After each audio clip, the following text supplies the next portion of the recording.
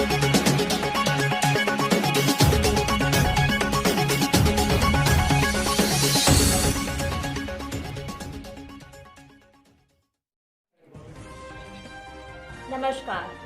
आप देख रहे हैं केएनपी न्यूज 1 और मैं हूं आपके साथ तान्या लोहिया। आइए रूबरू करते हैं देश और विदेश की तमाम खबरों से।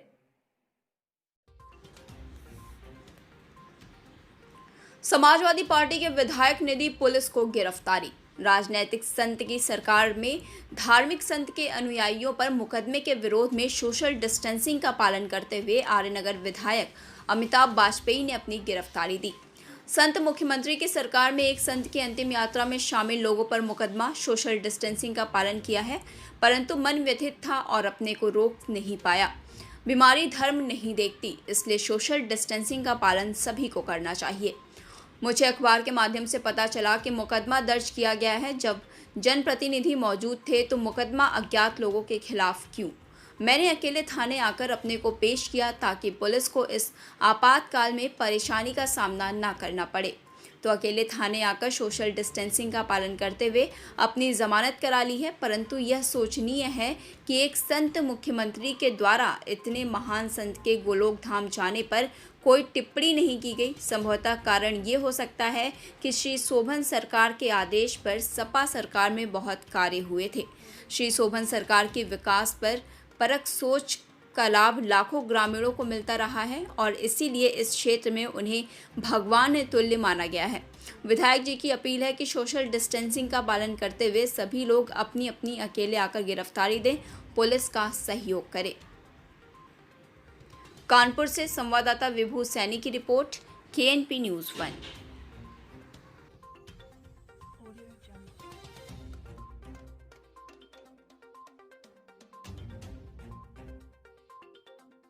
किस मामले को लेकर आप थाने में आए हुए हैं? देखिए, परसों हम सबके आराध्य पूज्य गुरुदेव भगवान शोभन सरकार महाराज का निधन तब्लीग हो गए थे। उनकी समाधि चौबेपुर के सुनौहा के पास में हुई थी। हम सब भक्त वहां पहुंच गए थे। हालांकि हमने अपनी तरफ से प्रयास किया था कि सोशल डिस्टेंसिंग का हम पालन करें, हम करते भी हैं, लेकिन मैंने अखबारों में पढ़ा कि 4100 अज्ञात लोगों के खिलाफ मुकदमा किया गया है।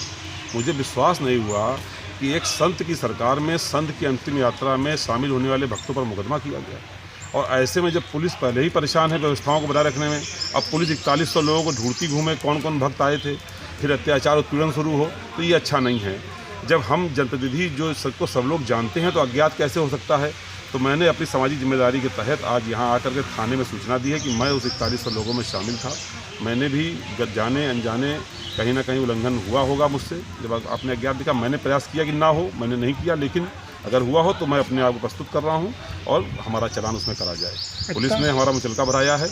आज के इस घटना के माध्यम से हम इस जनता में संदेश देना चाहते हैं कि सभी लोगों को लॉकडाउन का पालन सख्ती से करना चाहिए। लॉकडाउन धर्म नहीं देखता, बीमारी धर्म देख के नहीं आएगी।